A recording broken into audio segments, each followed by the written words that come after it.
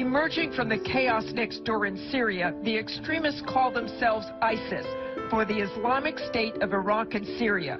Almighty ISIS. We're in the most dangerous position we've ever been in as a nation. Senator Jim Inhofe serves as the ranking Republican on the Senate Armed Services Committee and says our country has never been in such a risky position, especially from new terror groups like ISIS. They're crazy out there, and they are rapidly developing a method of blowing up a major U.S. city, and people just can't believe that's happening. Yes, it's really significant what's happening. ISIS captured military depots, equipment, and weapons. They learned how to self-finance. They use social media as a weapon. Most feared terrorists in the world. This terrorist army. Seizing control of city after city. We've never seen anything like this. ISIS, they are really bad terrorists. They're so bad that al-Qaeda is afraid of them. This is al-Qaeda times 2. Even al-Qaeda says ISIS is too violent. They're bloodthirsty, radical Islamic jihadists. ISIS is pure evil. ISIS is like a cancer. Looks like they're unstoppable. ISIL is as sophisticated and well-funded as any group that we have seen. They're beyond just a terrorist group. They marry ideology, a sophistication of strategic and tactical military prowess. They are tremendously well funded. Oh, this is beyond anything that we've seen. So we must prepare for everything.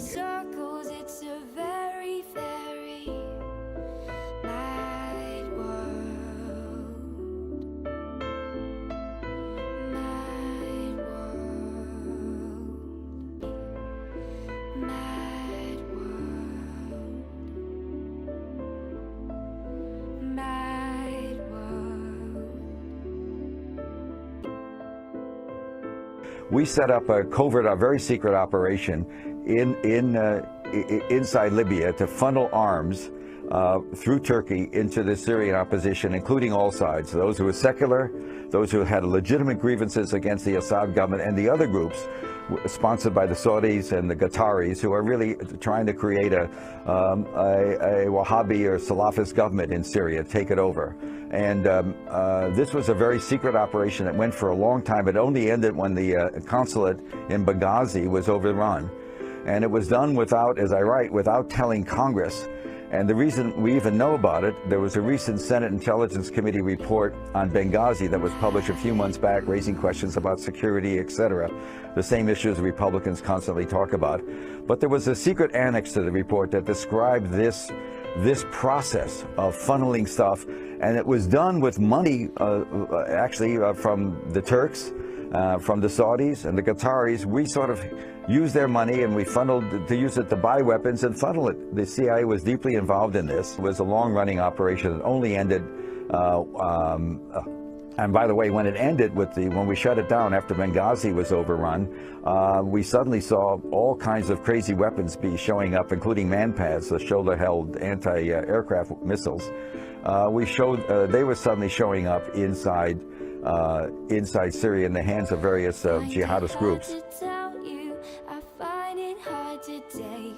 When people run in circles, it's a very, very mad world. Mad world.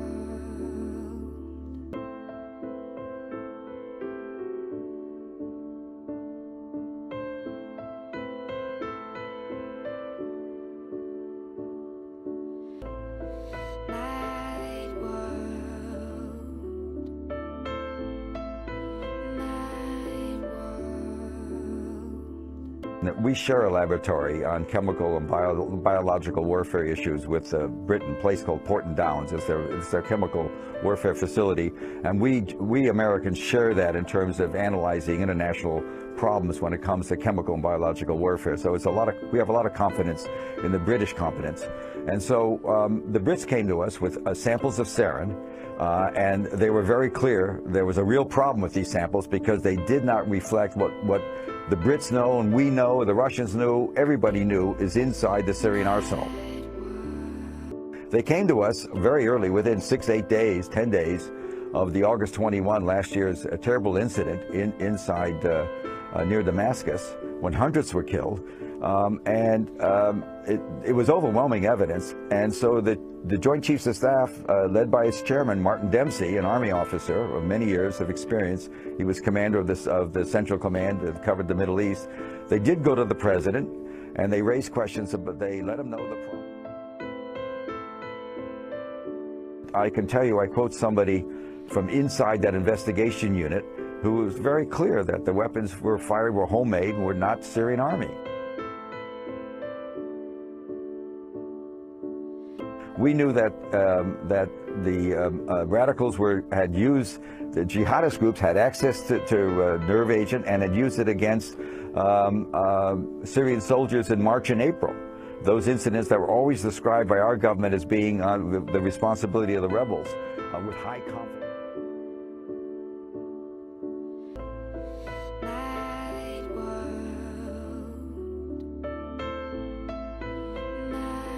What started as Syrian citizens demonstrating against their government has turned into a complex and casualty-heavy civil war with over 140,000 lives lost.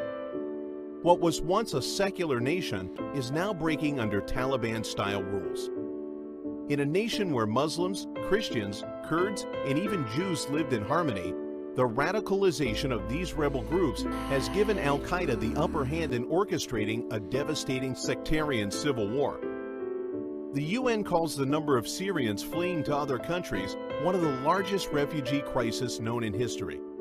In this case, it's not the lack of U.S. action that is important, but rather what the U.S. has already done and what its allies are actively doing.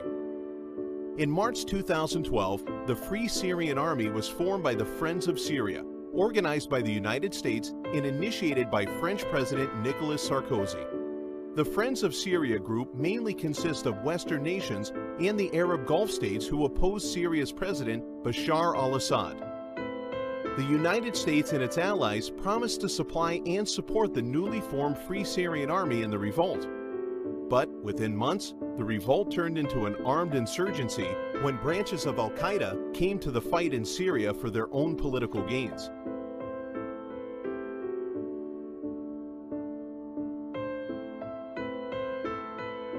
The Islamic State of Iraq and al-Nusra Front, both groups identified by the U.S. as terrorist organizations, hijacked the FSA revolt. Their ideologies are political and extremely radical. ISIS believes that all governments are evil and should be replaced by a caliphate of their choosing. Al-Nusra believes that the government is God's order and God has chosen the downfall of the Assad regime. Here is where a deeper dive into the situation reveals who the puppeteers behind these destabilizing forces are. ISIS is being supplied and funded by our ally Qatar. They are competing with al-Nusra, another offshoot of al-Qaeda, which is being supplied and funded by our ally Saudi Arabia. The Saudis and Qataris have an interest in seeing the Syrian government fall because Syria has long been an ally of Iran and Hezbollah. Iran and Hezbollah have both been critical of the Gulf nations' funding and supplying of these exact terrorist groups around the world to destabilize nations and to further their political gains, as well as the Gulf nations' silence to Israel's ill treatment of the Palestinians. Yet the U.S. calls Qatar and Saudi Arabia allies and sells military weapons and equipment en masse to them.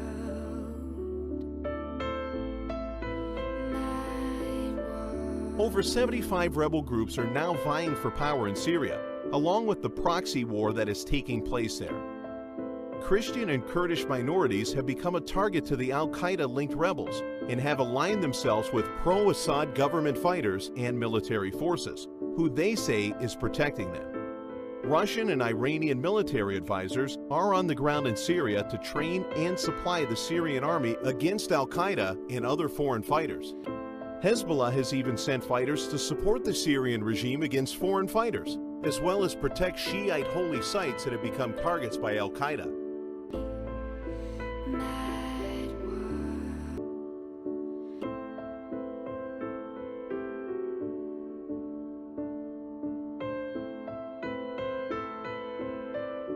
You know, it is like this.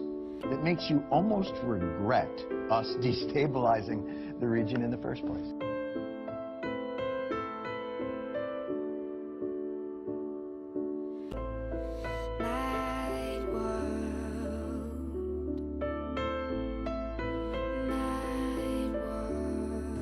About 10 days after 9/11, I went through the Pentagon and I saw Secretary Rumsfeld and Deputy Secretary Wolfowitz. I went downstairs just to say hello to some of the people on the Joint Staff who had used to work for me. And one of the generals called me in. He said, "Sir, you got to come in. You got to come in and talk to me a second." I said, "Well, you're too busy." He said, "No." He says, "We've made the decision. We're going to war with Iraq." This was on or about the 20th of September. So I came back to see him a few weeks later. And by that time, we were bombing in Afghanistan. I said, "Are we still going to war with Iraq?" And he said, "Oh, it's worse than that." He said, he reached over on his desk, he picked up a piece of paper. He said, I just got this down from upstairs, meaning the Secretary of Defense's office today. And he said, "This is a memo that describes how we're going to take out 7 countries in 5 years, starting with Iraq and then Syria, Lebanon, Libya, Somalia, Sudan, and finishing off." The U.S. government doesn't like to present its wars as empire building. They prefer to paint themselves as defenders of democracy and human rights. To accomplish this little public relations sleight of hand, they've proven time and time again that they're willing to flat out make stuff up, and they're willing to kill thousands of people to advance their political objectives. We saw a blatant example of this in the Iraq War, where they tried accusing Saddam of still harboring the chemical weapons that the U.S. had provided him in his war against Iran. Even back in the 80s, the U.S. was trying to take out the Iranians. They didn't like the fact that their puppet, the Shah, had been ousted in 1979. And as Wesley Clark pointed out, the end game is still Iran. For a long time, they tried going after Iran directly by accusing them of building nuclear weapons. This line of worn-out propaganda fell apart when elements within the CIA and Mossad came forward stating that there was no evidence that Iran even intended to build such a weapon. You can only cry wolf so many times before people start rolling. Those weapons of mass destruction got to be somewhere.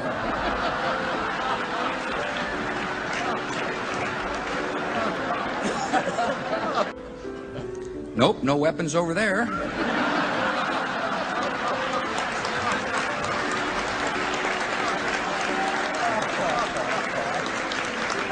Maybe under here.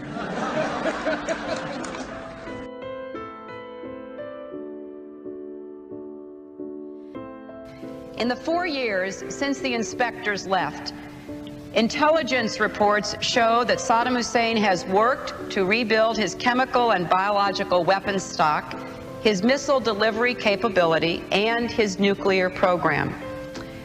It is clear, however, that if left unchecked, Saddam Hussein will continue to increase his capacity to wage biological and chemical warfare and will keep trying to develop nuclear weapons.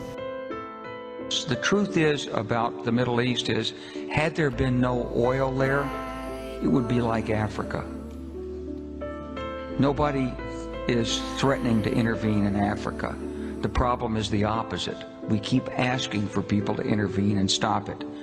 And there's no question that the presence of petroleum throughout the region has sparked great power involvement.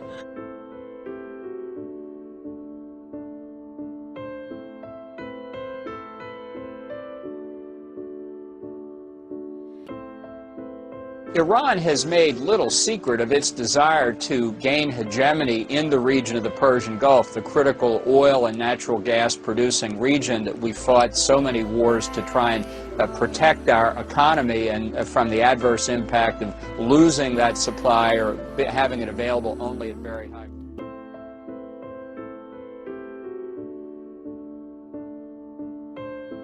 And by the way, this idea of going to war just for oil, of course we should go to war for oil. It's like saying you're going to war just for oxygen, just for food. We need oil. That's a good reason to go to war.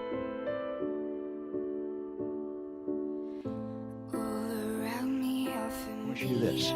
My friends, I will have an energy policy that we will be talking about, which will eliminate our dependence on oil from the Middle East, that will then prevent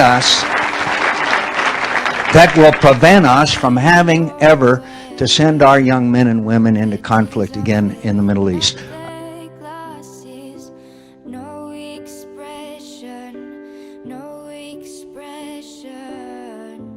I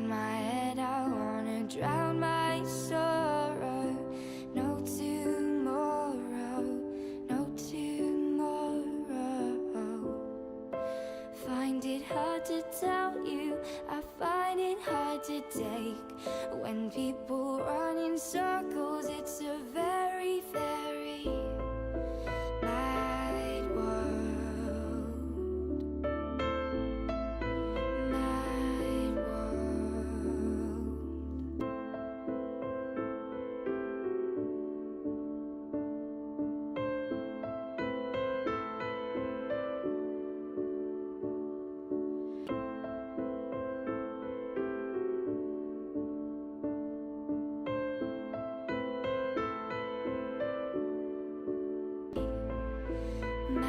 General Martin Dempsey indicated last week ISIS could not be defeated or contained simply using airstrikes in Iraq. Most of the military experts said you have to go inside Syria.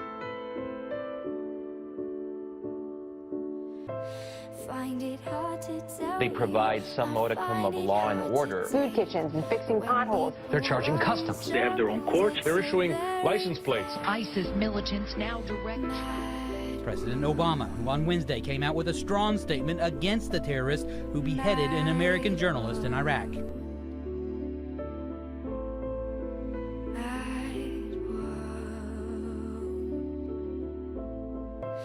Find it hard to tell you, I find it hard to take. When people run in circles, it's a very, very mad world. Mad world. Mad world.